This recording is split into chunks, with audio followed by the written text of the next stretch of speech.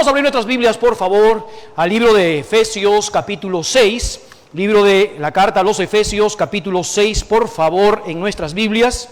Una cordial bienvenida nuevamente a cada uno de nuestros visitantes en esta oportunidad. Sabemos como creyentes que no hay casualidades y que el hecho de que usted esté con nosotros es una parte esencial de Dios, que Dios ha permitido que usted esté acá para poder escuchar más de la palabra del Señor y pueda el Señor tocar su corazón para que de esta manera podamos tomar decisiones para la gloria del Señor. También queremos agradecer al Señor por esta mañana, el poder tener a nuestra hermana Rosaida con nosotros. Hemos estado orando como iglesia, aquellas personas que no conozcan, es la esposa del pastor Moisés, y estamos orando por ella. Gracias al Señor, Dios está haciendo una obra maravillosa, la seguirá haciendo para la gloria del Señor.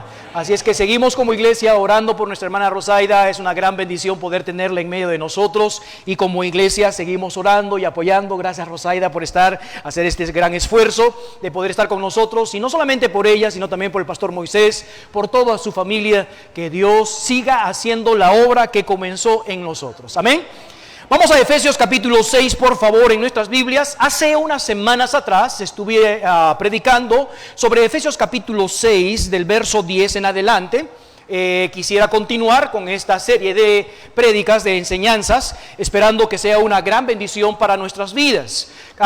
Recordemos, hermanos, no sé cuántos de ustedes estuvieron en la primera parte de nuestro servicio, escuela dominical. Aquellos que recién están llegando, la escuela dominical, el día domingo de 10 de la mañana hacia adelante, estoy predicando mensajes que tienen que ver con la familia. Es el mes de la familia. Entonces, la escuela dominical, jóvenes y adultos, estamos reunidos en el auditorio. Hoy empezamos capítulo 6, del versículo 1 en adelante, hablando acerca de la instrucción de los hijos. Entonces, el próximo domingo, Dios mediante, continuaremos con la enseñanza de la escuela dominical. Entonces, no se la pierda, a las 10 de la mañana seguimos con nuestra lección.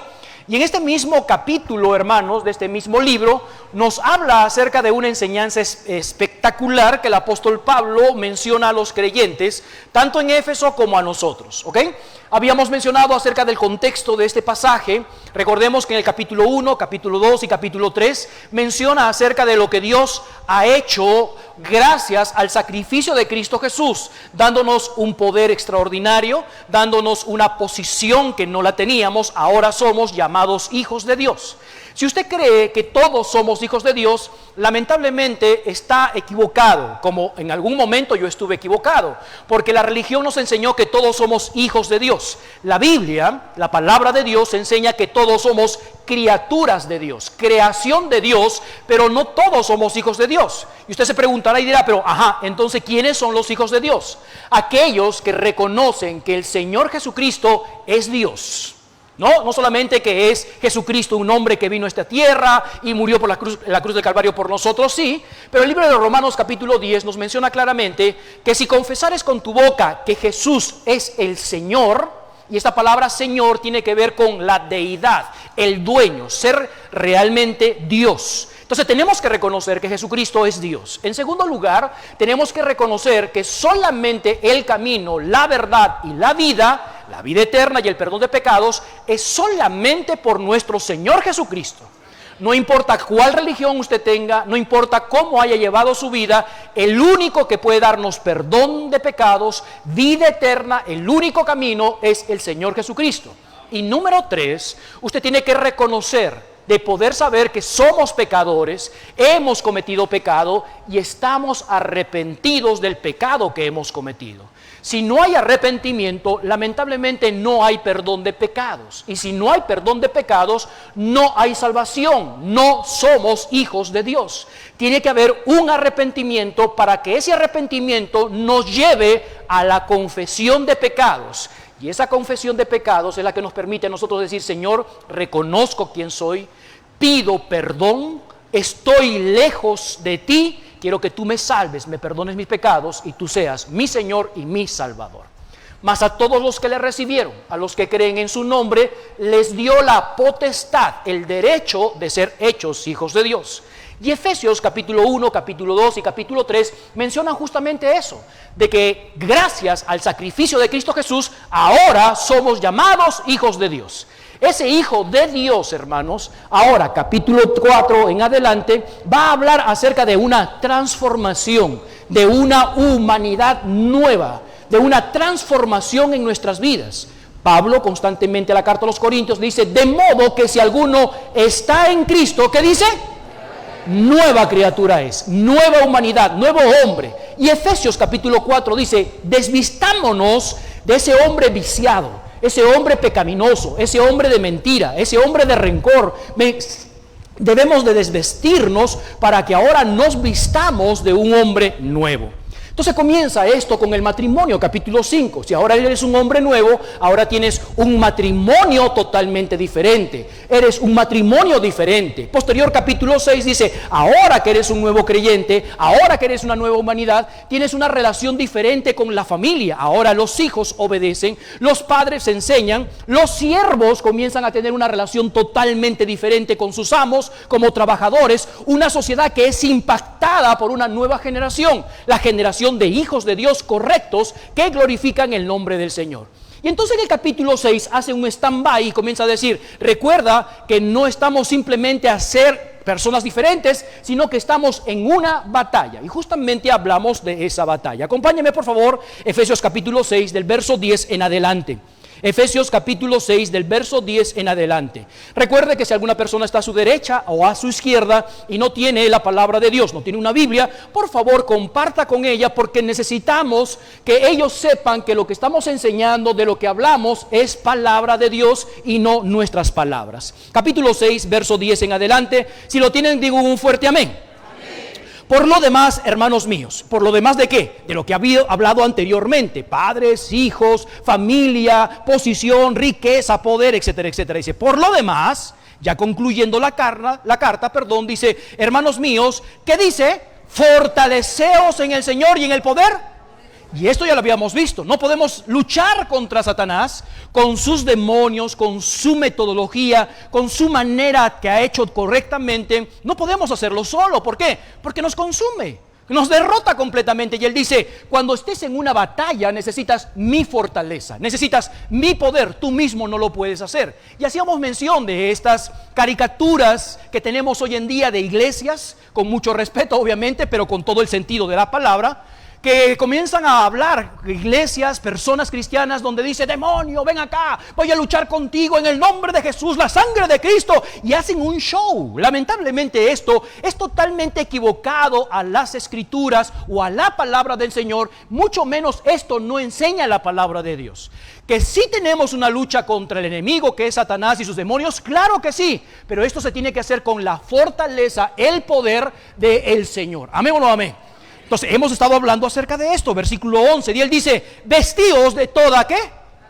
Armadura, ¿de quién? De Dios, para que podáis estar firmes. Y en este pasaje se menciona 4 veces el propósito esencial. ¿Cuál es el propósito esencial de esta enseñanza, de esta carta, de esta parte? Es estar firmes, es decir, parados en momento de las luchas. Y para esto necesitamos tomar de la armadura. Versículo 12, por favor, dice, porque no tenemos lucha contra sangre y carne, hablando de la humanidad, sino contra ¿quién?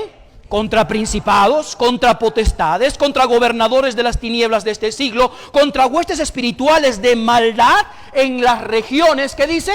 Celestes. Entonces aquí el apóstol Pablo, obviamente inspirado por el Espíritu Santo, comienza a enseñar una doctrina que tiene que ver, hermanos, con la doctrina demoníaca. Este es el pasaje más importante quizás del Nuevo Testamento, que se habla acerca de los demonios.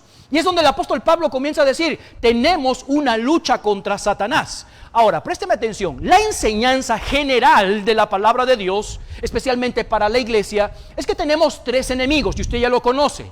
El primer enemigo que tenemos es nuestra carne.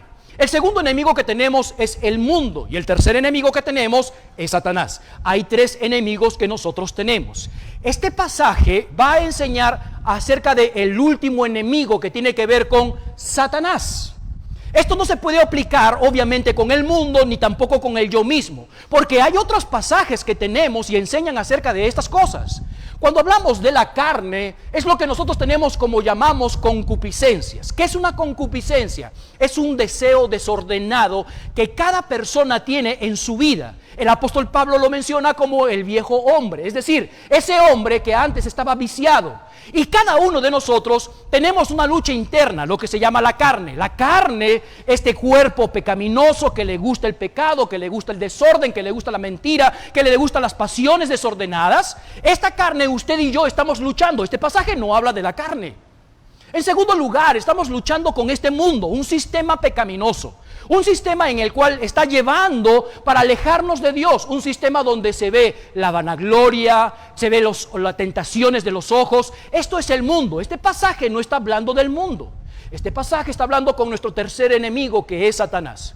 Si usted no puede luchar con su propia carne, tampoco podrá luchar, hermanos, con el mundo, ni mucho menos con Satanás.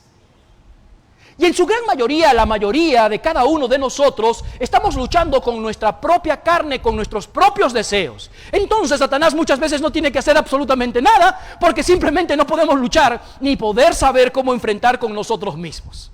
Así es que no digamos que el mundo me está consumiendo, porque lo que está consumiéndonos a nosotros es nuestra propia lucha interna que nosotros tenemos de pensamientos y deseos. El mundo está allí, todavía no está en actividad dentro de nosotros. Claro que está el mundo haciendo sus cosas, pero hay otro episodio de nuestras vidas cuando nosotros ya somos maduros, ya tenemos vidas cristianas y carácter, y hemos luchado con nuestras pasiones. Ahora viene entonces el mundo para luchar con nosotros. Y cuando hemos luchado con el mundo, después viene Satanás para luchar con nosotros. Entonces este pasaje no está hablando de nuestra carne, no está hablando del mundo, está hablando de una lucha con Satanás. Y él dice una estructura demoníaca que tenemos. Veamos por favor en el versículo 13, sigamos adelante. Por tanto, ¿qué dice? Capítulo 4, verso 13, que dice, por tanto, ahora está resumiendo, ahora está llegando al punto central. Dice, ahora que tenemos una lucha, por tanto, ¿qué debemos de hacer? Tomad, ¿qué dice? La armadura de Dios. Hoy día me gustaría predicar un mensaje titulado, no te olvides de tomar tu armadura. No te olvides de tomar tu armadura. Vamos a orar. Señor, te damos gracias por ese día que nos das. Ayúdanos, Señor, a poder comprender tu palabra. Sabemos que tu palabra solamente se puede comprender espiritualmente, y tenemos tu Santo Espíritu que nos ayudará a poder entender. Pero a su misma vez, Señor, queremos estar dispuestos con nuestra mente, nuestro corazón, nuestras emociones, de poder ser aprendices de tu palabra, Señor. No va a cambiar cosas en nuestras vidas si nosotros no tenemos el conocimiento de tu palabra. Y en segundo lugar, la voluntad y la disposición de poder colocar en práctica en nuestras vidas. Utiliza este mensaje, Señor, para ser creyentes fuertes, maduros, firmes, cristianos con carácter, Señor, carácter cristiano, que puedan pararse, Señor, en la verdad, en la integridad, en la santidad, Señor, de tal manera que esto nos ayude a poder enfrentar las adversidades, las tentaciones, el mundo y Satanás para la gloria tuya. En el nombre de Cristo Jesús pedimos estas cosas. Amén y amén. Cuando el apóstol Pablo escribe esto, el apóstol Pablo está en un lugar donde está básicamente esperando un juicio. Y no está el apóstol Pablo en una cárcel con los otros presos. Está básicamente teniendo libertad condicional, pero está arrestado en una casa. Bueno, no está como en la cárcel, pero está allí. Pero dice que había un soldado siempre con él. Y siempre lo comenzaban, hermanos, a encadenar con un soldado. Entonces, cuando está escribiendo esta carta a los hermanos que están en Éfeso, inmediatamente llega a pensar, llega a meditar sobre lo que el Espíritu Santo le está enseñando sobre esta armadura, de estar firmes, porque en cada una de las cartas del apóstol Pablo quiere dar el aliento, quiere animar, quiere exhortar para que sigan adelante. Le está diciendo, estamos en una batalla. Y lo que estaba pasando Pablo en ese momento no era un problema personal de la carne, no era un problema del mundo, era literalmente una batalla de Satanás con él. Entonces, cuando él escribe que estoy teniendo una batalla espiritual con Satanás, es justamente eso. Esta es una batalla con Satanás. No tenía que entrar con el mundo ni con su vida, sino con Satanás. Pero mira al soldado romano y comienza a desglosar toda esta batalla.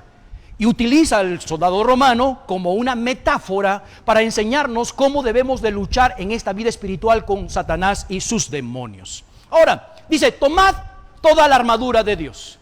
Ahora, esta expresión de tomar toda la armadura de Dios no es solamente como un uniforme, que cuando jugamos fútbol o béisbol o básquetbol, uno se coloca el uniforme, juega y se quita y se va. No, la expresión que el apóstol Pablo comienza a mencionar de tomar toda la armadura de Dios, dice, tienes que vestirte constantemente de ella. Y uno de los grandes problemas que hemos tenido es que decimos, es que para pelear con Satanás me voy a tomar la armadura, y voy a tomar la espada, y voy a tomar el escudo, y el yelmo, y esto. Una vez que termine, dejo de vestirme. No. El apóstol Pablo, la enseñanza dice, tiene que estar vestido con la armadura de Dios. Es decir, constantemente, el escudo, la espada, el yelmo, la coraza, todo tiene que estar tomado internamente. Entonces, al escuchar y al ver estas palabras, ya encontramos que es una enseñanza que tiene que ver con constancia, que tiene que ver algo en nuestras vidas. Ahora, esta armadura que se menciona, según la carta a los Corintios, pon una marca por favor allí y acompáñame por favor a la carta a los Corintios, segunda carta a los Corintios capítulo 10, verso del 3 al 5 nos menciona cómo son esta armadura. O sea, ¿qué potencial tiene esta armadura de Dios? El apóstol Pablo dice, tomad la armadura de Dios. Es una armadura de Dios. ¿Para qué? Para poder resistir, para poder tener la fortaleza delante del Señor. Segunda carta a los Corintios capítulo 10. Segunda carta a los Corintios capítulo 10, por favor, del verso 3 al verso 5. Segunda carta a los Corintios capítulo 10, del verso 3 al verso 5. ¿Están conmigo? Todavía no lo lea. Vea por acá, por favor. Hemos visto en las enseñanzas anteriores, y ya lo estoy repasando, que no podemos luchar contra Satanás y su metodología, su ejército, hermanos, solo, sino con el poder de Dios. Y hemos hablado acerca del poder de Dios tan grande. A su misma vez, Dios quiere que estemos firmes. Y dice que en el momento en el cual nosotros necesitamos la fuerza, la fortaleza del Señor, que la pidamos a Dios. Entonces hemos llegado como creyentes en nuestra inmadurez o quizás por falta de conocimiento diciendo, Señor, dame la fortaleza para luchar con Satanás, dame la fortaleza. Y pensamos que solamente la oración nos va a dar la fortaleza. Cuando un hermano está desanimado, está pasando por problemas X, decimos, fortaleza en el Señor, vamos a orar por fortaleza en el Señor. Y es verdad la expresión, pero la manera vivida, es decir, cómo podemos tomar esta fortaleza, va más allá que en una oración. Y este pasaje menciona esta fortaleza. ¿Cómo yo puedo estar firme con este? Este pasaje nos enseña que no solamente es oración. Entonces el Señor Jesucristo, Dios, utilizando a los escritores de la Biblia, comienza a decir, toma mi armadura. No es tuya, es mi armadura. Y con esa armadura que esté constante en tu vida, vas a poder ser fuerte, vas a poder pararte ante la adversidad de lo que está sucediendo. Ahora veamos lo que dice el apóstol Pablo en otro pasaje. Segunda carta a los Corintios, capítulo 10, verso del 3 al 5. Porque aunque andamos en la carne, ¿qué dice? Es decir, no peleamos, no militamos en la carne. Es decir, porque las armas de nuestra batalla, pelea, lo que tú quieres decir, dice, no son carnales. Mírame por favor por acá. En otras palabras, si tú te enfrentas sobre una situación satánica, tú puedes agarrar la Biblia y dice, en el nombre del Señor Jesucristo, acá tengo la palabra del Señor. Escúchame bien, según la palabra de Dios, nuestras armas no son terrenales, no son carnales. Es decir, todo artefacto, toda cosa que nosotros vemos, podemos palpar, no tiene nada que ver. El hecho de que tú llevas un crucifijo, el hecho de que tú lleves agua bendita, la crucifixión, la Biblia, esto no tiene nada que ver como en las películas, ¿verdad? Porque recuerdas que en los exorcismos sale el cura por allá con la cruz del Vaticano y cuando el demonio ve la cruz dice, ¡ah, no! ¿Has visto la película, verdad? Y entonces le echan el agua bendita y ¿qué hace? ¡Ah, me quemo! Hermano, fuera de los parámetros bíblicos. La sangre de Jesucristo, y acá tengo el látigo, y acá tengo la túnica. No, nada que ver con estas cosas. ¿Está conmigo o no está conmigo? Dice, las armas de nuestra milicia, de nuestra pelea con Satanás, no son carnales. Más bien, sigue leyendo el versículo, son, ¿qué dice? Poderosas en Dios. Y esta palabra poderosa está hablando de un poder, pero está hablando de ser capaces en una batalla. Son poderosas en Dios. ¿Para destrucción de qué? Fortalezas. No solamente de fortalezas, sino derribando, ¿qué dice? Esta palabra de argumentos viene del griego la palabra logía. ¿ok? Hablando de la lógica, es del cálculo, del razonamiento, de la mala intención. En otras palabras dice, las armas que hablamos en Efesios, que Dios nos ha dado, que son poderosas en Dios, nos ayudan, no son materiales, son espirituales, pero nos ayuda a derribar fortalezas, a derribar argumentos, lógicas, razonamientos. Y es justamente eso.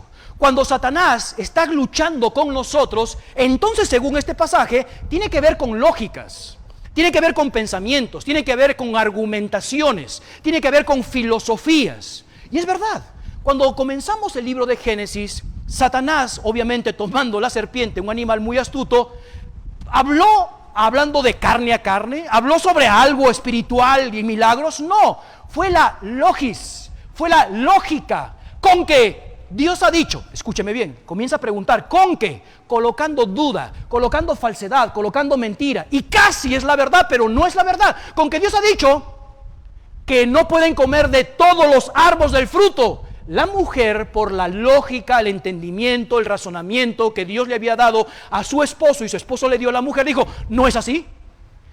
Nosotros podemos comer de cualquier árbol, menos de este, del bien y del mal. Y el diablo nuevamente comenzó a utilizar argumentación, logis. Pero sabe el Señor, que el día que tú comas de este árbol serás igual que Dios. ¿Y qué pareció? ¿Qué pasó con la mujer? ¡Plum! Se le abrieron los ojos del entendimiento, la codicia, igual que Dios. ¿Está conmigo? Entonces, Dios comienza a decir, yo te doy unas herramientas, te doy básicamente una armadura de Dios, poderosa de Dios, no son carnales, son espirituales, para destruir la logis, la lógica, el razonamiento, que en este mundo que tú, Satanás, te quiere meter en la cabeza. Y una de las lógicas que está utilizando Satanás en este mundo es pensar que Dios, la religión, la iglesia, el cristianismo, es religión. ¡Ay, estos religiosos fanáticos, ignorantes! Y lamentablemente muchas veces los cristianos, por no estudiar bien la palabra de Dios, son ignorantes.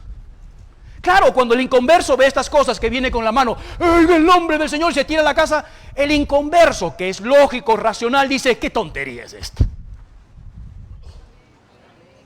Claro, cuando van a las iglesias, cuando el Señor, levante su mano, levante la otra, y gloria al Dios. Entonces el incrédulo ve esta tontería, y ¿qué dice? Si están chiflados. Yo prefiero quedarme en la discoteca. ¿Me van entendiendo? ¿Sí? Entonces Satanás utiliza la lógica, claro, utiliza la lógica. Y él dice, las herramientas, lo que yo les estoy dando, es para destrucción de estas cosas. No son carnales, no son físicas, son espirituales. Y por ser espirituales, queremos derribar estas cosas. Volvamos por favor al capítulo 10, verso 3 al 5. Pues aunque andamos en la carne, no militamos según la carne, porque las armas de nuestra milicia, ¿qué dice? No son carnales, sino poderosas, capaces en Dios para destrucción de fortalezas, derribando logismos, lógica, cálculo, razonamiento y toda altivez, el orgullo, jactancia, la arrogancia.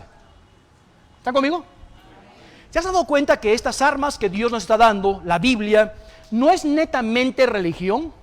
Claro, porque la gente que no conoce el cristianismo piensa, la iglesia, los cristianos, estos son fanáticos, son los que se tiran, los que hacen tal cosa. No. Los cristianos verdaderos son lógicos.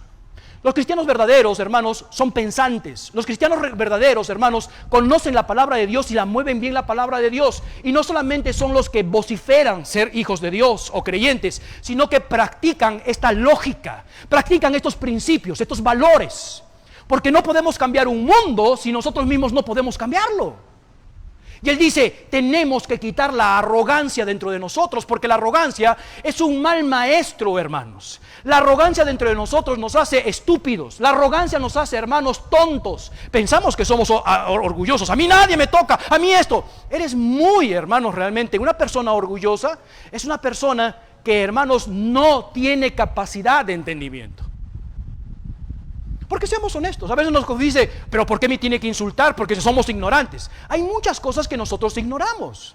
Por lo menos yo soy un ignorante en la mecánica. Yo soy un ignorante, hermanos, en la electricidad. Eso no me da miedo de decirlo. ¿Por qué? Porque no lo sé. Pero la altivez, cuando tú le preguntas, ¿y tú sabes? Claro, yo sé. Y sabe, claro, yo sé. ¿Qué se le puede enseñar a una persona así? entonces las armas de nuestra milicia no son carnales, sino son poderosas para destrucción. La lógica, el razonamiento fuera de los principios de Dios. Y número 2, la arrogancia que hay dentro de nosotros, que es una gran barrera. Lo coloca la Reina Valera acá diciendo, es una barrera. Entonces tenemos que ser tan sinceros con nosotros mismos, decir, yo no sé, no conozco, yo necesito hacerlo. Necesito que tú me enseñes, necesito que tú me hagas. Y este es el mejor momento para adelantar delante de la presencia del Señor, de su palabra, de la teología, de la palabra de Dios, decir, yo no conozco estas cosas y necesito hacer esto. Y entonces dice, mis armas, metafóricamente utilizando esa estructura, lo que está hablando de un hombre romano, él dice, estas son poderosas para destrucción de todas estas cosas. ¿Qué más dice la palabra de Dios? Que se levantan contra el conocimiento de Dios y llevando cautivo todo, ¿qué? Pensamiento, precepto, intelecto, disposición a la obediencia, ¿de quién? Entonces, el apóstol Pablo, capítulo 6, está diciendo, el cristiano tiene armas poderosas. Esas armas poderosas no son perdóname lo que te voy a decir, no son los chistes que tenemos hoy en día en las iglesias. Tú ves en las redes sociales, mira el chiste que está haciendo. No tiene nada que ver con eso. La verdadera palabra de Dios dice, tenemos algo poderoso que tiene que ver con el intelecto, que tiene que ver con la educación, que tiene que ver, hermanos, con nosotros mismos, de la palabra de Dios, que ayuda a derribar todo concepto. Y todo esto lo llevamos ¿a dónde? A la palabra de Dios, al conocimiento de Cristo Jesús. Pastor, por eso que le digo, todo es cristiano, todo es esto. Claro, ¿por qué? Porque para comenzar, las instituciones que tenemos en nuestras vidas, seas creyente o no creyente, fueron establecidas por Dios. La primera institución que creó Dios, ¿cuál fue? La familia. La segunda institución que Dios creó, ¿cuál es? El gobierno. La tercera institución que Dios creó, ¿qué fue? La iglesia. Entonces, cuando hablamos de familia, de gobierno, de sociedad, estamos hablando, hermanos, de iglesia. ¿Quién es? ¿Dónde están los conceptos? ¿Dónde está la historia? ¿Dónde están realmente los preceptos? Aquí en la palabra de Dios. Por eso que lo que tú y yo sabemos, el mejor filtro, la mejor manera para poder saber si es veraz, si es verdad, es íntegro, es la palabra de Dios. Y Él dice, el Señor Jesucristo, hablando a los creyentes, dice, yo les voy a dar una armas, toda una armadura, que ustedes pueden combatir cualquier cosa en este mundo. Y el apóstol Pablo dice, son poderosas, y es verdad. ¿Qué más poderoso que un pensamiento? ¿Te has dado cuenta? Hoy en día tenemos pensamientos, históricamente, políticamente, que todavía no son destruidos porque son pensamientos, visiones, metodologías. El pensamiento es algo muy poderoso. ¿Por qué crees que el cristianismo hasta el día de hoy han tratado de destruir a sus líderes? Bueno, tenemos un solo líder, pero hablemos de estas personas que han encabezado el cristianismo, comenzando de Jesucristo, los apóstoles, etcétera, etcétera, etcétera. Han sido quemados, han sido aserrados, han sido perseguidos. El libro más vendido en el mundo y más perseguido es la palabra de Dios, hasta el día de hoy. ¿Qué es? Un pensamiento. Pero ¿sabes lo que ha hecho este pensamiento, o la palabra de Dios? Es que este pensamiento, la diferencia de otros pensamientos, es que ha transformado vidas. Transforma pensamientos, transforma conductas. Si no transformo tu manera de pensar, tus conductas nunca cambiarán. Y te voy a dar un ejemplo de esto. Saca una persona de un rancho, con mucho respeto, no minimizando, pero la verdad. Saca una persona de un rancho, viviendo de un rancho, y lo colocas en el mejor lugar. El rancho nunca salió de esa persona. Algo bíblico. Bueno, bíblico te lo voy a mencionar. Dios sacó a su pueblo de Egipto, pero ellos nunca sacaron a Egipto de su corazón. Sencillo. ¿Por qué? Porque no ha habido una transformación de pensamiento. Y justamente la palabra de Dios, estas herramientas, estos utensilios que se habla obviamente que tiene que ver con la armadura de Dios, dice, estas son poderosas para transformar el pensamiento totalmente completo. Veamos entonces cuáles son estos utensilios. ¿Cómo comienza entonces esta armadura del creyente? Volvamos al libro de Efesios capítulo 6, por favor. Efesios capítulo 6. Efesios capítulo 6. Vamos a comenzar a ver y a leer capítulo 6, versículo 10 en adelante para poder entender el contexto. ¿Ok?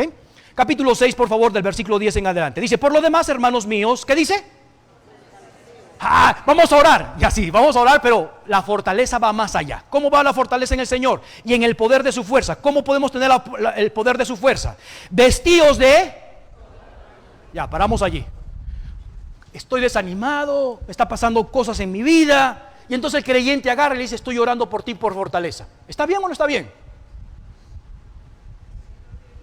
Sí, pero no solamente, Señor, dame fortaleza. Porque dice, la fortaleza está en tomar, lee tu Biblia, la fortaleza está en tomar, ¿qué? Exacto, la armadura de Dios. Entonces saquemos este cliché de nuestras vidas diciendo, fortaleza en el Señor, fortaleza en el Señor. No, ponte la armadura. ¿Quieres ser fuerte? ¿Quieres estar firme sobre acechanzas, sobre problemas? Toma la armadura. Veamos por favor el versículo 12. Porque no tenemos lucha contra sangre y carne, contra personas, sino contra principados, contra potestades, contra gobernadores de las tinieblas de este siglo, contra huestes espirituales de maldad en las regiones celestes. Ya lo prediqué acerca de esto. Versículo 13. Por tanto, tomad toda la armadura de Dios para que podáis, ¿qué dice? Resistir, estar parado en el día malo. Y acá podemos sacar muchas enseñanzas bíblicamente porque hay diferentes días malos. Dice, ya habiendo acabado esto, estar, ¿qué dice? O sea, comenzamos firmes y terminamos. Pero ¿qué pasa? Muchas veces comenzamos firmes, yo puedo, que esto, que el otro.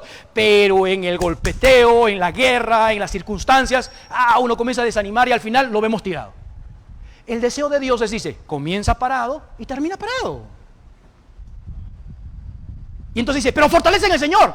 Pero ¿cuál es la fortaleza en el Señor? En la armadura. ¿Y cuál es la armadura de Dios? Bueno, veamos versículo 14. Comencemos con la armadura. Estad pues, nuevamente dice, ¿qué dice? Firmes, ceñidos vuestros lomos con la verdad. Pastor, la verdad es Cristo. La verdad es la palabra de Dios. La verdad es el cristianismo. Y usted tiene toda la razón. Pero quiero que podamos imaginarnos un ratico acerca de esto. Hermano Johnny, por favor. Johnny Vera, pase por acá. Vamos a irnos un momentico, no igual, pero vamos a hablar acerca de la metáfora que el apóstol Pablo va a mencionar. Acá tenemos un soldado romano. Tiene el porte. Ponte esto, por favor, Johnny. Tenemos el porte, tenemos la fortaleza, tenemos el músculo. Todo esto es un soldado romano. Solamente falta la cara para que podamos ser romanos. Entonces recuerda que cuando el apóstol Pablo escribe esto, él está, entre comillas, encarcelado. Básicamente está el libro de su libertad, está en una casa, está escribiendo, está encadenado. Entonces cuando lo ve a este soldado romano, va a utilizar su metáfora para enseñarnos algo espiritual. Y él dice, tú y yo podemos vencer cualquier circunstancia. ¿Con qué? Con toda la armadura de Dios. Y entonces va a ir comenzando a colocar la armadura de Dios. Un soldado romano tenía una vestimenta. Pero en esta vestimenta, sobre esta vestimenta, comenzamos a colocar algunas partes de la armadura de Dios. Y lo primero que tenemos en el versículo 14, ¿cuál es? Ok, ceñidos vuestros lomos. De repente para nosotros esto es un poquito complicado porque uno dirá, bueno, ¿qué significa esto de vuestros lomos? La parte de los lomos tiene que ver la parte posterior. Voltéate, Johnny, por favor. Toda esta parte de aquí, estos son los lomos. ¿Ok? Estos son los lomos. Y él dice, ceñidos vuestros lomos. La palabra ceñidos significa preparados, sujetos, vuestros lomos. Pero dice, ¿con el qué? El cinto de la verdad. Una bata, volteate por favor, Johnny. Una bata tenía entonces que tener un cinto. Y acá tenemos un cinto. Mira qué bonito este cinto, ¿eh? Perfecto, Johnny.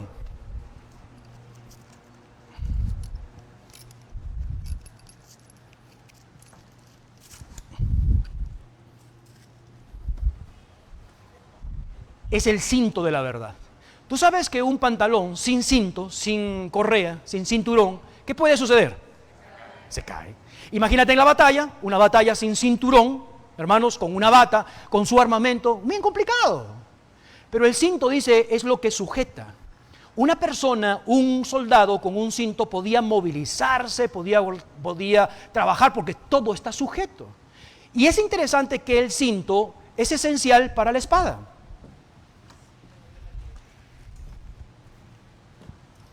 La espada sostenía el cinto.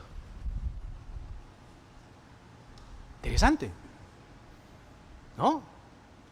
Entonces, después de esto va a comenzar a hablar acerca de la coraza. La parte es una pieza que tiene que ver con metal o cuero muy duro, que protegía desde la parte de arriba, es decir, del cuello, hasta la cintura, para proteger básicamente corazón y órganos internos. Pero era un traje que no solamente miraba hacia afuera, que protegía la parte de adentro, sino también en la parte de atrás, una malla muy pesada. Aparte de eso tenía un escudo, aparte de eso tenía unas sandalias o unos zapatos para la guerra, un casco llamado el yelmo de la salvación. Entonces el apóstol, cuando ve al soldado, comienza a decir, cada uno de sus de las armaduras, de las partes de las armaduras, tienen algo especial, una esencia espiritual. Recuerda, una metáfora es utilizar algo para mostrar una enseñanza. Comencemos con el cinto, que tiene que ver el versículo 14. Volvamos nuevamente al versículo 14. Estad pues firmes, ceñidos vuestros lomos con... Entonces el cinto tiene que ver con la verdad. No, la verdad es la palabra de Dios, y la palabra de Dios adelante, y esto que lo otro. Equivocado. Sí, es verdad, es la palabra de Dios, pero tiene mayor significancia, tiene mayor entrega, mayor enseñanza de la verdad. Y me gustaría hablar sobre la verdad. Gracias, hermano Johnny. Puedes quitarte, desvestirte, no tienes problemas. Si también te quieres ir a casa, también. Pero me devuelves la espada, por favor. Ya no hemos imaginado más o menos acerca de esto. Entonces, ¿qué es la verdad? Poncio Pilato agarró y le dijo, ¿qué es la verdad? ¿Tú eres rey? El Señor Jesucristo le responde, dice, ¿esto tú lo dices por ti mismo o porque te lo han dicho? Interesante la respuesta que hace el Señor Jesucristo a una pregunta. Él hace nuevamente otra pregunta, pero esta pregunta le dice, ¿tú lo dices o te lo han dicho esto de mí? Y es verdad, hay muchos que son cristianos porque alguien le ha dicho que es cristiano, hijo de Dios, pero él mismo no sabe que es hijo de Dios. Tú les preguntas a las personas, ¿tú crees en Dios? Y ellos dicen, claro que yo creo en Dios. Pero no es una creencia verdadera. ¿Por qué? Porque ha sido escuchado de sus padres, antepasados. De ahí viene la religión. Pero en su esencia, en su conocimiento, en su ideal, no son cristianos. Tienen un conocimiento vago, que es la verdad. Bueno, la definición correcta de la verdad tiene que ver que la verdad es lo cierto conforme a la realidad. Lo repito, ¿qué es la verdad? La verdad es lo conforme, lo dicho, la verdad conforme a la realidad. Un ejemplo de esto. Tú me preguntarás y yo te diré, pastor, ¿de qué color es el piano? Yo te digo, negro. Te hago una pregunta, ¿es verdad o es mentira? Todos los que dicen que es verdad, levante su mano, por favor, que el piano es negro. Los que no levantan su mano es porque están en el limbo. Ellos no saben qué es la verdad. Pero te hago una pregunta, ¿la realidad que el piano es negro es porque es negro o no? Claro, esa es la realidad. Entonces, ¿qué es la verdad? La verdad es la realidad, lo que tus ojos ven, lo que tú percibes, lo que tú muestras, eso es la verdad. Entonces cuando dice, pongámonos el cinto de la verdad, es la realidad. Y la verdad, hermanos, no solamente tiene que ver con la realidad, la verdad tiene que ver con una verdad personalizada. Pastor, ¿cómo es eso de la verdad personalizada? ¿Sabes que el único que puede mencionar como la verdad personificada, es decir, la verdad como hombre, la verdad como ser, es el Señor Jesucristo? Abre tu Biblia, por favor, a Juan capítulo 14, verso 6. Juan capítulo 14, verso 6. Juan capítulo 14, verso 6. Veamos, para hablar un poco acerca de la verdad, primeramente tenemos que hablar de la personificación de la verdad. ¿Qué significa esta expresión, personificación de la verdad? Tiene que ver, ¿hay alguien como persona que pueda decir que es verdad o es la verdad? Veamos, por favor, capítulo 14, verso 6. Un versículo muy conocido, pero es necesario verlo. 14, 6. Jesús dijo, yo soy el camino, yo soy.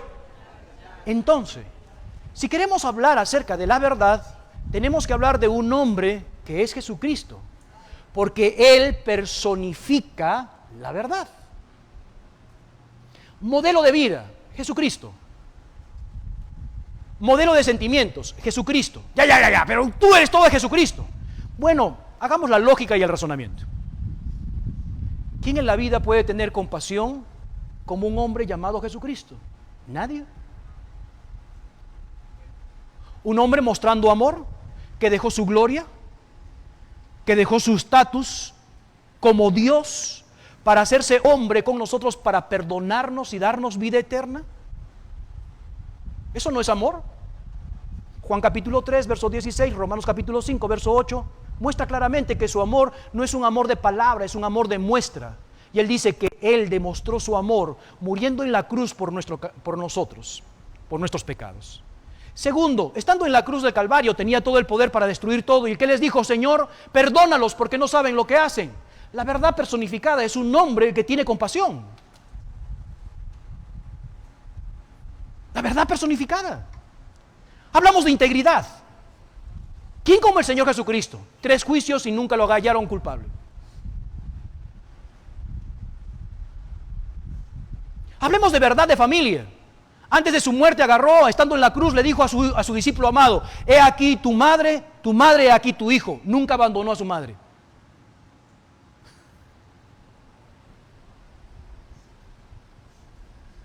Jesucristo dijo: yo soy la verdad. ¿Quieres hablar de la realidad de vida? Yo soy. ¿Quieres hablar la realidad de sentimientos internos? Yo soy. ¿Quieres hablar la verdad de pensamientos? Yo soy. Jesucristo es la verdad personificada. Entonces, cuando hablamos de que Jesucristo y el cristianismo no. Estamos hablando de algo lógico. Estamos hablando de algo normal, algo de principios. La verdad personificada es Cristo Jesús. Entonces, una persona que no crea en Cristo Jesús, su verdad en relación a todas las cosas va a ser distorsionada. ¿Por qué? Porque nuestra verdad va a estar basada en lo que nosotros pensamos, actuamos, hemos vivido, etcétera, etcétera. Pero que a mí me parece, claro, a mí te parece. He tomado algunos problemas matrimoniales como una persona intermedia para ayudarles a arreglar. Una familia viene y dice: pastor, tengo un problema matrimonial, ¿usted me podría dar unos consejos? Sí, claro que sí, van a mi oficina y comenzamos a hablar. Hermana, dígame qué es lo que sucede. Y la hermana, la mujer, la dama comienza a hablar. Es que lo que pasa, el culpable de todo es el él, y comienza a decir ta. Entonces pasas al otro. Dice: hermano, ¿usted qué tenga que decir? Ya va un momentico, yo también tengo que decir mi verdad. Y él habla su verdad y tal cosa. Yo estoy en el medio, ¿verdad? Escuchando acá y escuchando acá. Tengo una pregunta. ¿Quién de los dos dice la verdad?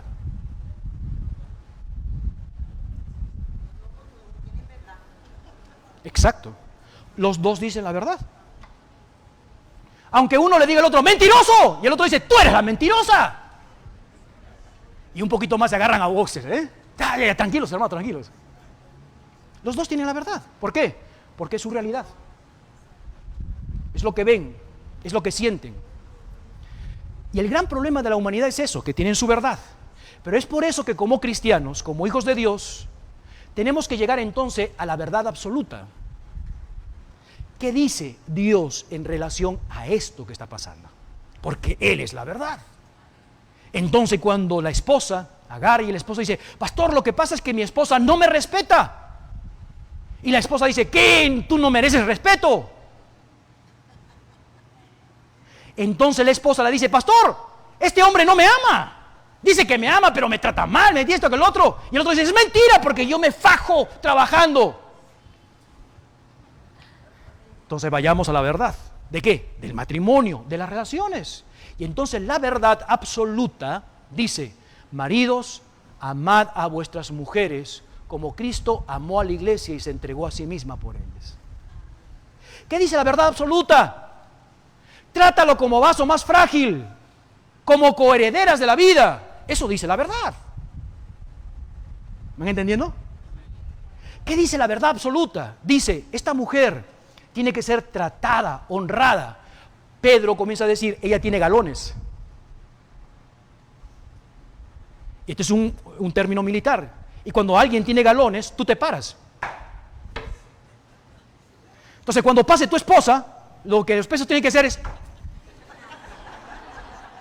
No, está llevando estamos hablando de estima. Es lo que dice la verdad absoluta. ¿Me está conmigo? ¿Está conmigo o no está conmigo? entonces sus verdades, que son reales, vamos a una verdad absoluta. Entonces vamos con el hombre. Entonces la mujer está con una sonrisa, ¿ves? ¿Ves lo que dice la palabra de Dios? ¿Ves y esto? Y está contenta. Ya va un momentico, hermana. El hermano dice que usted no la respeta. Efesios capítulo 5 dice, mujeres, respetad a vuestros maridos. Hablarles correctamente con mansedumbre. No seas peleonera, no seas altiva, no se hablan gritando, etcétera y etcétera. Y el hermano comienza a sonreír. Es que es lo que dice la verdad absoluta. Entonces, cuando tenemos dos verdades que son realidades y es verdad, pero no tenemos una verdad, no hay arreglo. Pero cuando hay una verdad absoluta, personificada, entonces nos encajamos a esta verdad. Por eso, que si usted no tiene a Cristo en su corazón, yo no tengo a Cristo en mi corazón, vamos a ser relativos. Y una vida relativa, como consecuencia, tiene una vida jactanciosa, orgullosa, pensando, así se hacen las cosas como yo digo. No, Señor, hay una manera, la que Dios constituyó. Y así como la familia son con los hijos, y así como los hijos son en la sociedad, así como la sociedad es en la economía, y te habrás dado cuenta que la palabra de Dios, si no lo sabes, es un manual de vida, que sí funciona. Entonces todo comienza con la personificación de la verdad. Tú no puedes tener fortaleza, tú no puedes seguir adelante en las adversidades de la vida si tú no tienes la personificación de la verdad, que es Cristo Jesús. Ahora, a su misma vez, como hay verdad, la ausencia de la verdad tiene que ver con mentira. Juan capítulo 8, por favor, verso 44. Juan capítulo 8, verso 44.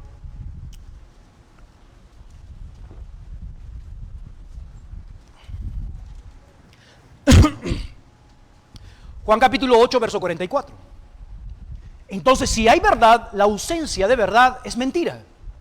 Y es una lucha que encontramos hoy en día en nuestras vidas, en el mundo que tenemos. Veamos, por favor, capítulo 8, verso 44. Dice la palabra de Dios. ¿Lo tienes? Amén. Vosotros sois de vuestro padre, ¿quién? El diablo. Los deseos de vuestro padre queréis.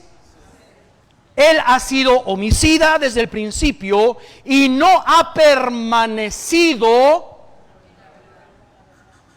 Su creación de este demonio, llamamos Satanás, Lucero, fue creado en la verdad. Pero él, en el momento que dejó la verdad, se convirtió en mentira. Mírame en los ojos, por favor, y préstame atención aquí. Una persona que no está en la verdad, uno puede decir, no, una persona que no anda en la verdad es mentiroso. Así de sencillo. Y él no ha permanecido en la verdad. Una persona que en su vida miente, que en su vida encubre, que da un falso testimonio, que su vida es lenguaje de mentira, no está en la verdad.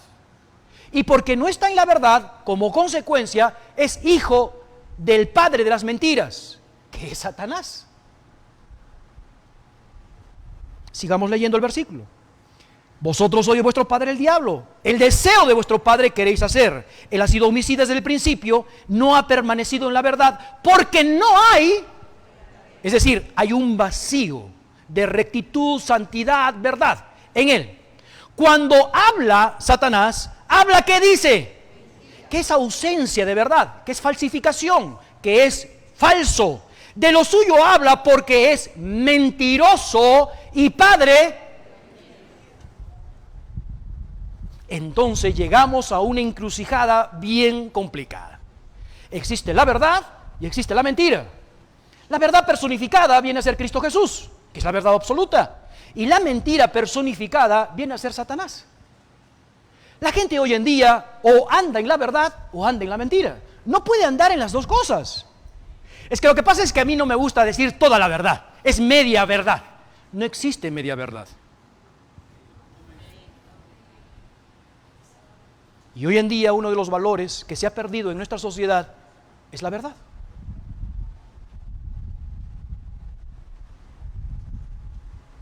No hay que enseñar a mentir. Ya hay una naturaleza interna de mentir.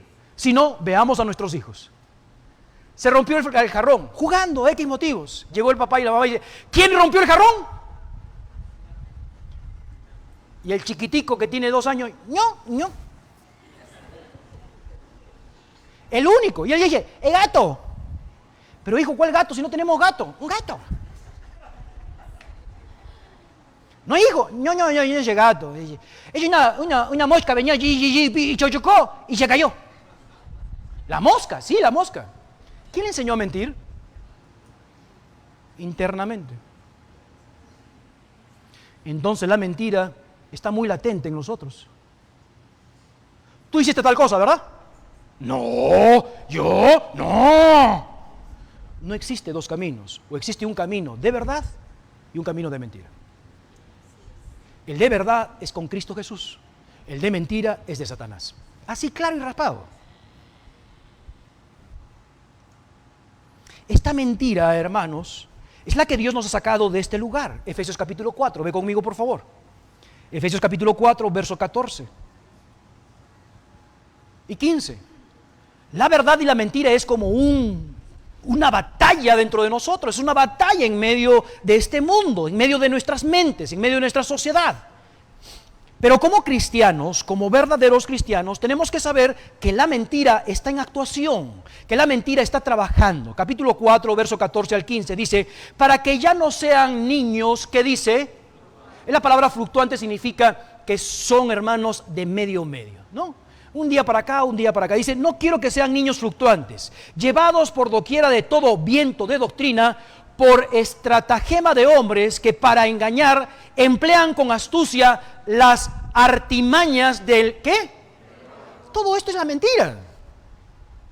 En amor crezcamos en todo en aquel que es la cabeza, en Cristo Jesús. Entonces el apóstol Pablo dice, tengan cuidado, porque en el mundo en el que vivimos hay cantidad de personas que nos quieren engañar.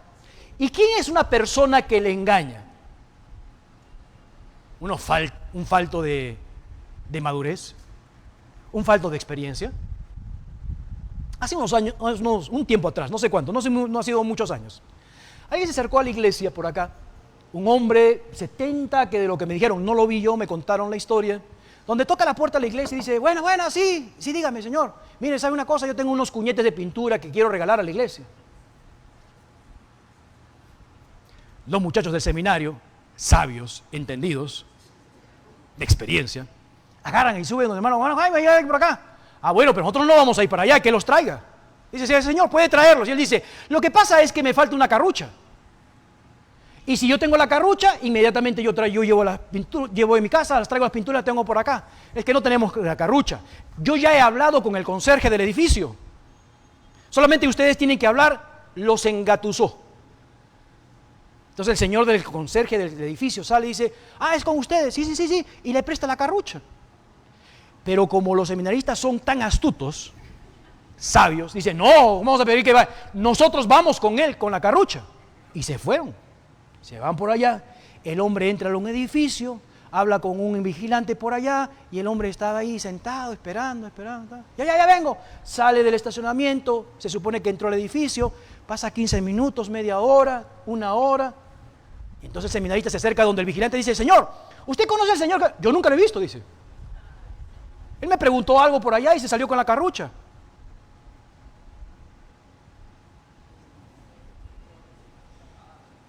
¿Qué expresión podríamos decirle?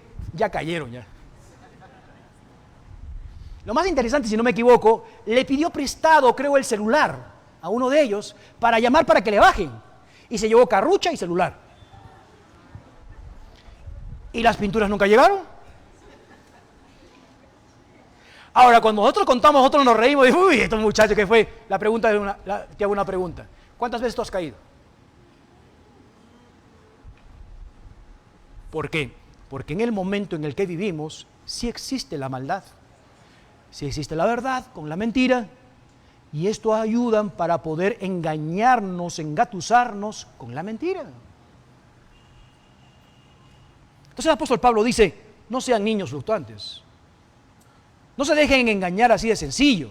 Piensen, razonen, meditan, tengan las pautas, los principios fundamentales. Entonces, cuando hablamos de esta situación de verdad y mentira, veamos el concepto de Dios con la mentira. Proverbios capítulo 6, verso 16 al verso 19. ¿Qué Dios piensa sobre esto?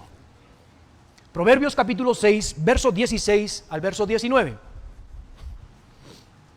Proverbios capítulo 6, verso 16 al verso 19.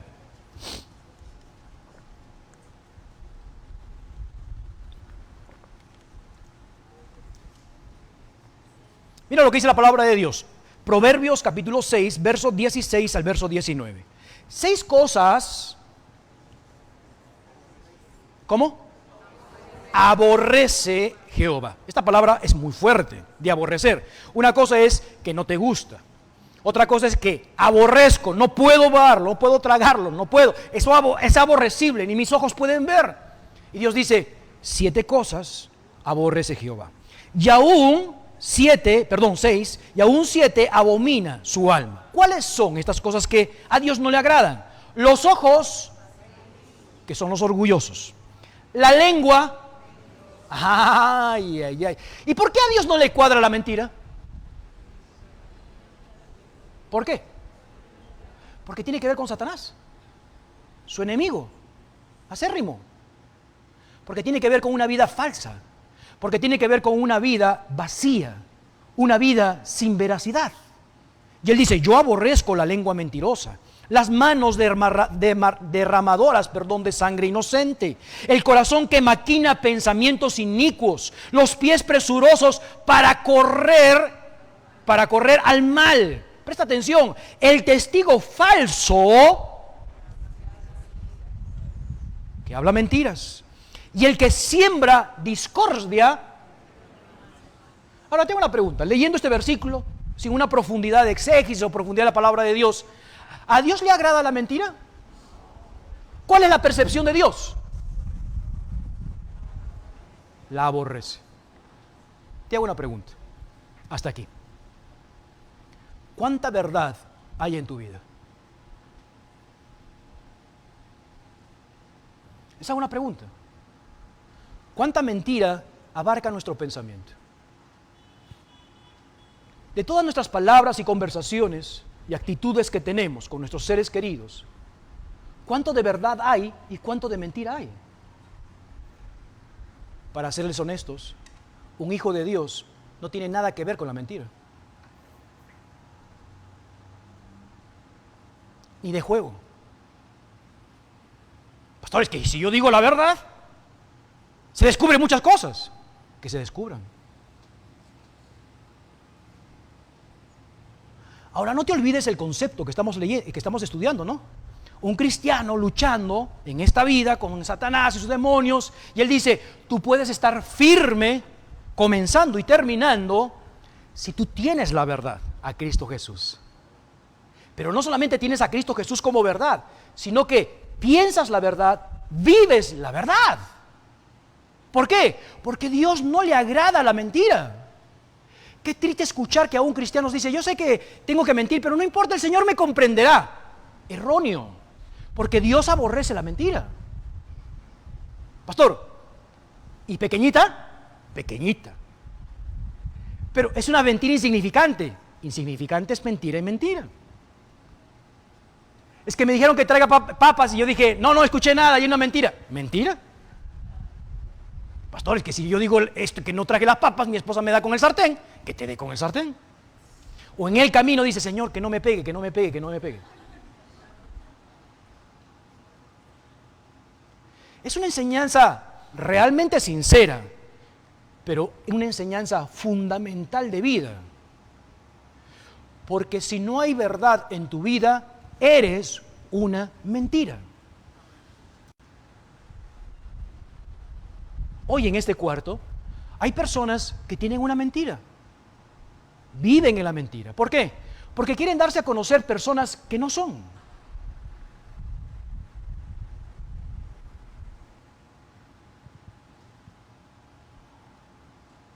Vivimos en un mundo de mentira,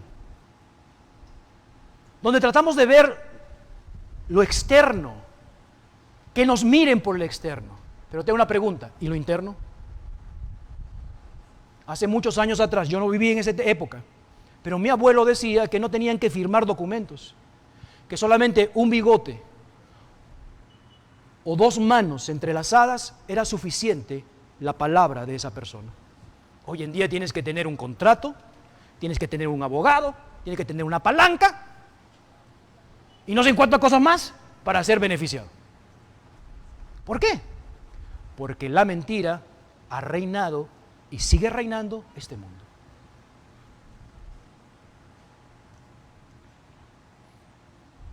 Proverbios capítulo 12, verso 22. Proverbios capítulo 12, verso 22. Proverbios capítulo 12, verso 22. ¿Está conmigo? Los labios mentirosos ¿son qué? Ya va. ¿Cómo puede existir un cristiano mentiroso? No hay lógica. ¿O tú le ves alguna lógica? Préstame atención, mírame, por favor. Mírame. Parece que estoy solo aquí. ¿Cómo puede haber un cristiano que sabe que lo que está diciendo es mentira, puede decir mentira? ¿No entiende que eso abomina a Dios? ¿No entiende que eso aborrece a Dios?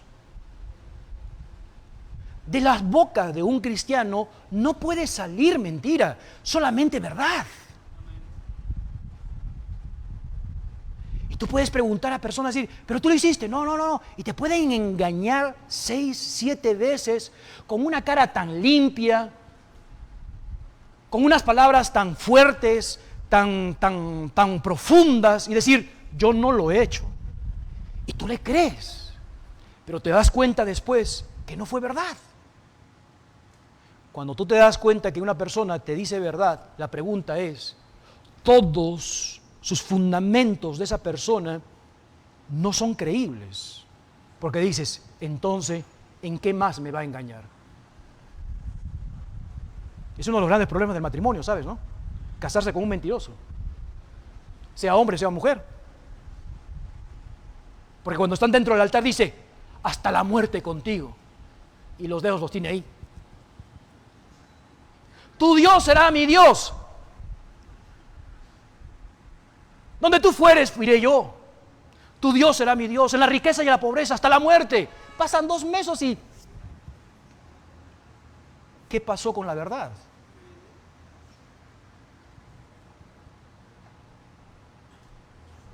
Entonces Pablo, colocando eso de la firmeza, un hombre que no claudica, un hombre o una mujer que no dobla sus rodillas en esta batalla tan feroz, tan fuerte, él dice, ponte y sujétate con el cinto de la verdad. Porque no se puede sujetar toda una vida con mentiras, porque la mentira tiene patas cortas. Y el día que tú mientas, necesitarás otra mentira para cubrir esa mentira. Y cuando se descubra, comenzarás a buscar otra mentira. Y al final, como consecuencia, toda tu vida, todo tu entorno es una mentira. ¿Y cómo se defrauda a una persona cuando alguien con cara limpia le dice una mentira como si fuera verdad? No hay credibilidad, no hay confianza. Y uno de los pilares fundamentales del matrimonio es la confianza. Uno de los pilares fundamentales de una crianza de los hijos es saber que mi padre nunca dice verdad, nunca dice mentiras, perdón. Aunque también hay hombres que nunca dicen verdad. Pero esa esencia de la verdad es la que hoy en día nos enseña. Esa esencia de la verdad es la que hoy en día todo el mundo quiere pasar la página. ¿Por qué? Porque todos tienen rabos de paja.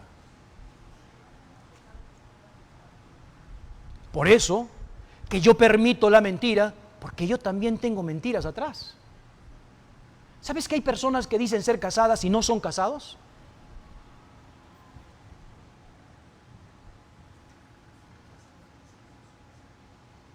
Todo el mundo piensa que son casados. Los propios hijos piensan que son casados. ¿Hasta cuándo va a durar esa mentira? Hay gente que tiene su guardadito. Nadie se ha enterado. Y tú le preguntas, mira, pero tú estás... No, yo no. Todo sale a la luz. La mentira nunca vence la verdad.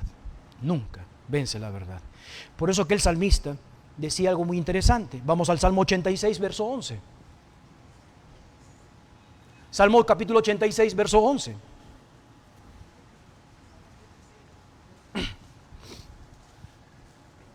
Este hombre de integridad, este hombre que quería fundamentar su vida sobre algo firme. No estamos hablando de cosas materiales, no. No estamos hablando de una posición social, no. Estamos hablando de la verdadera vida. El salmista, capítulo 86, verso 11, dice: enséñame, oh Jehová, tu camino, caminaré yo en tu verdad. ¿Es lo que oras? ¿O qué es lo que oras? ¿Qué es lo que pides? Señor, dame un sueldo más grande. ¿Para qué? No estoy diciendo que no está mal esto, pero ¿para qué? ¿Vas a hacer una riqueza con la mentira? Para que después te señalen y digan: ahí está el ladrón, mira ese ladrón, es el hijo del ladrón. ¿Eso quieres hacer? O que probablemente alguien puede decir: ese muchacho es el hijo de fulano, nombre y apellido y con número de cédula, un hombre íntegro. Esa mujer, ¿cómo que va? Ella, y todo el mundo la puede acusar, pero la verdad está allí y dice: eso es mentira. Ese hombre o esa mujer, yo nunca le he visto que ha dicho una mentira, una grosería. ¿Cómo va a ser posible eso? Claro, porque en un momento donde hay críticas, donde hay falsedad, falso testimonio, lo que nos hace firmes es la verdad. ¿Vamos a tener acusaciones? Claro que vamos a tener acusaciones, porque vivimos en un mundo defraudado, un mundo complicado. Pero la pregunta es: lo que hablas, muéstramelo.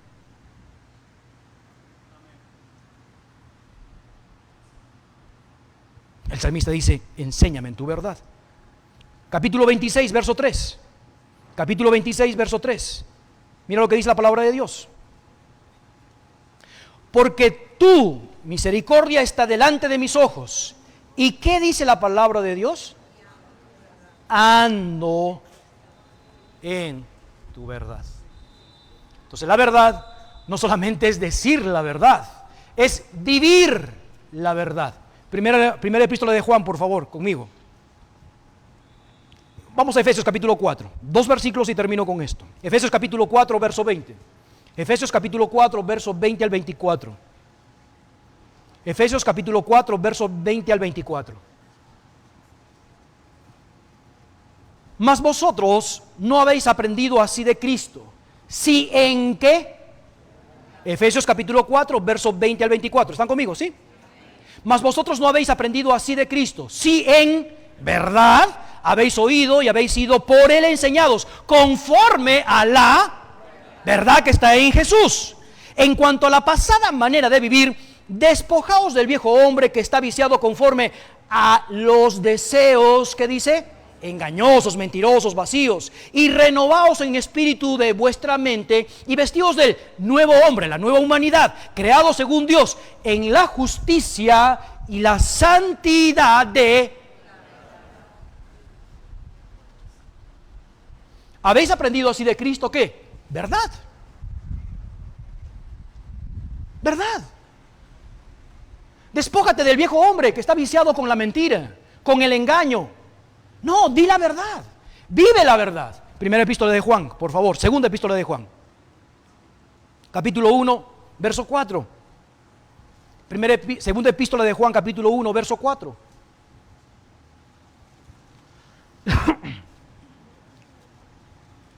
Segunda epístola de Juan, capítulo 1, verso 4.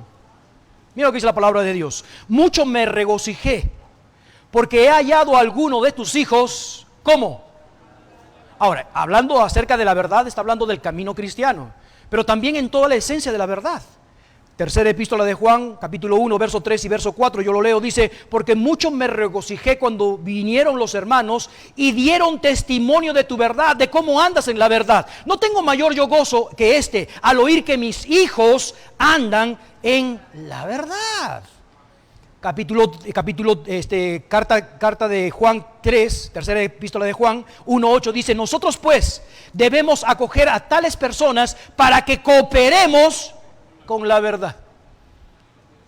Y termina el libro de Efesios capítulo 4 verso 25: por lo cual, desechando la mentira, hablad la verdad cada uno con su prójimo, porque somos miembros los unos de los otros.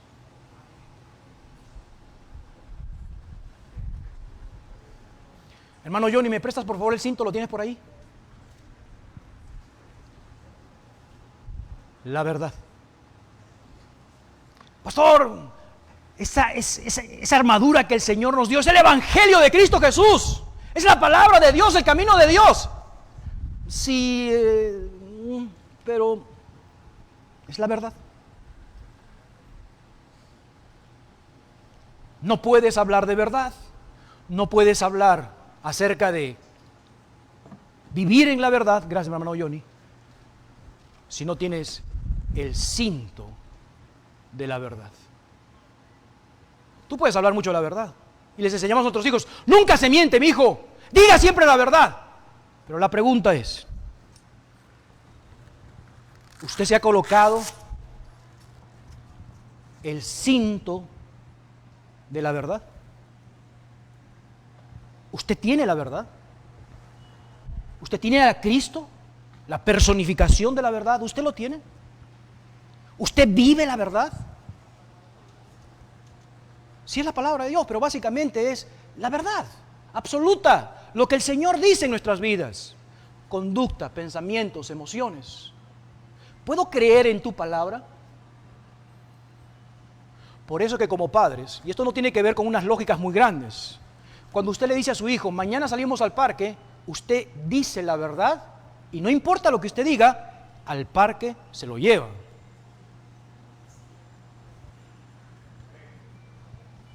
Cuando usted le dice a su esposa: tú eres el amor de mi vida, usted no tiene que estar pensando en otras mujeres, ni mucho menos viendo a otras mujeres. ¿Y qué digo? Se le van los ojos por todo lado. Usted es un mentiroso. Porque usted dijo que la única mujer en su vida, en su pensamiento y en su corazón es su esposa. Cuando usted dice: hasta que la muerte nos separe, soy un hombre veraz. Pastor, ¿usted nunca ha tenido conflictos? Sí, bastantes. Y mi esposa me ha dado unos derechazos, unos izquierdazos.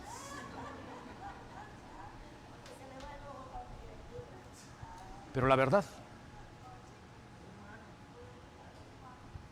yo le dije a Cristo: Señor, usted es mi Dios. No juego en la vida cristiana. Comienzo y la termino. ¿Usted es veraz? El que no anda en la verdad, no coloque otra cosa, anda en la mentira. No juegue con la mentira. No hay mentiras piadosas, no existe. No hay mentiras pequeñas, son mentiras. Y una persona que juega con la mentira es un mentiroso. No tiene credibilidad, no tiene verdad, y todo lo que hace y diga es mentira. Vuelvo a la pregunta y con esto termino. ¿Cuánta verdad hay en su vida? ¿Y cuánta mentira hay en su vida? Sea honesto. Si usted dice: yo creo que tengo el 80%, usted anda en la mentira.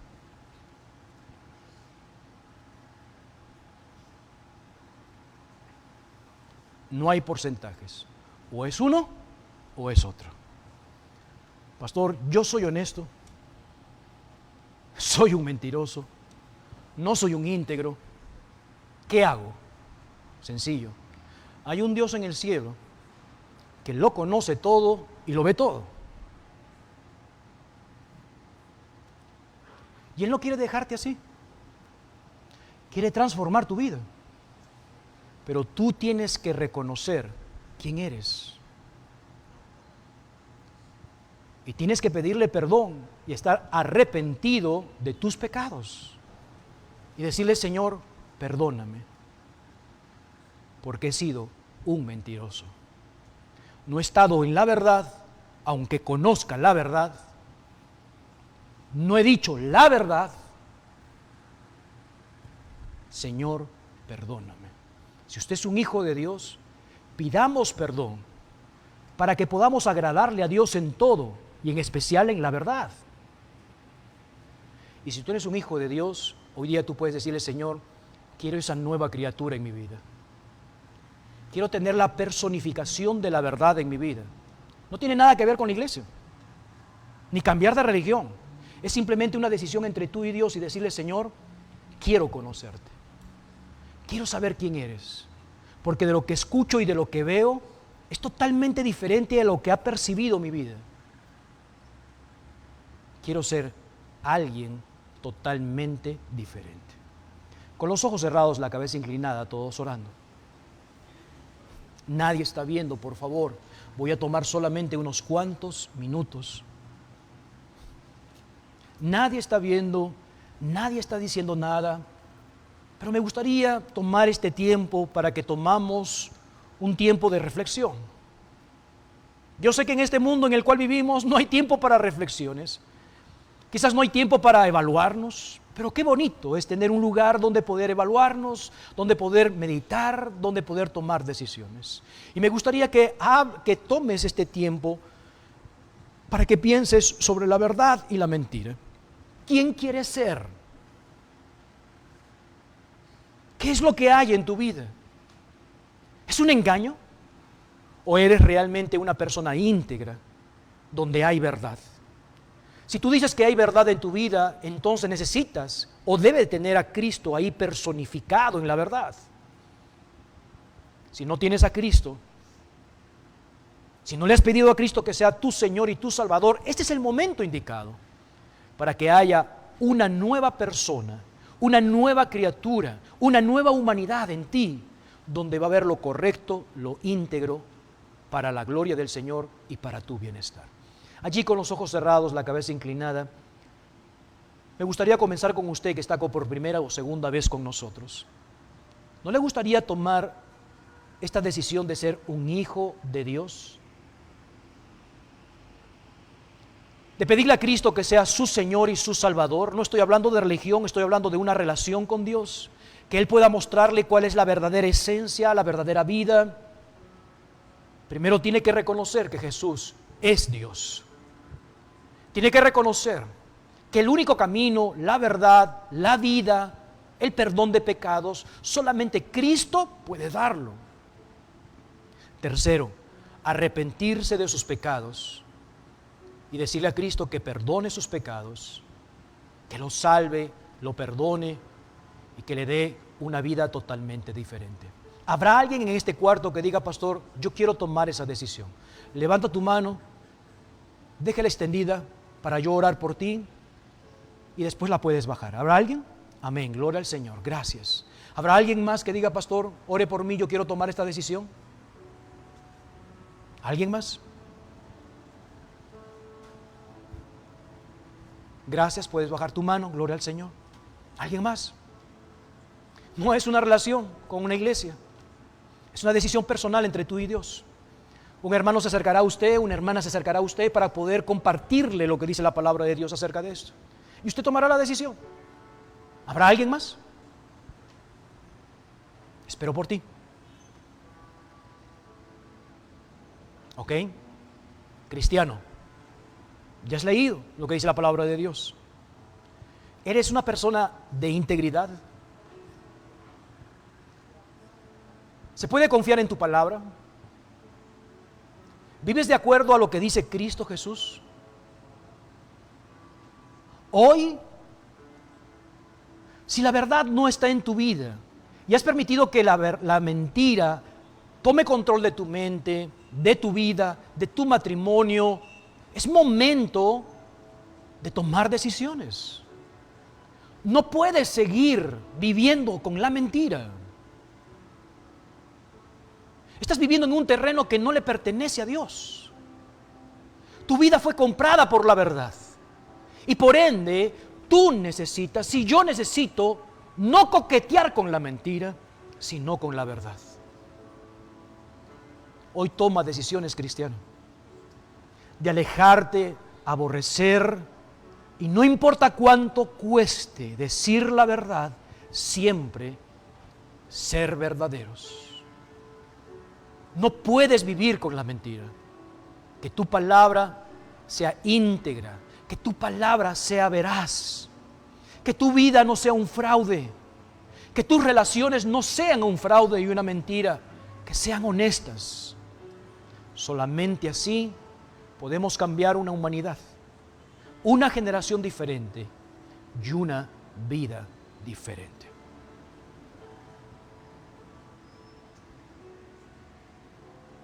Padre Celestial, te damos gracias por este día que nos das.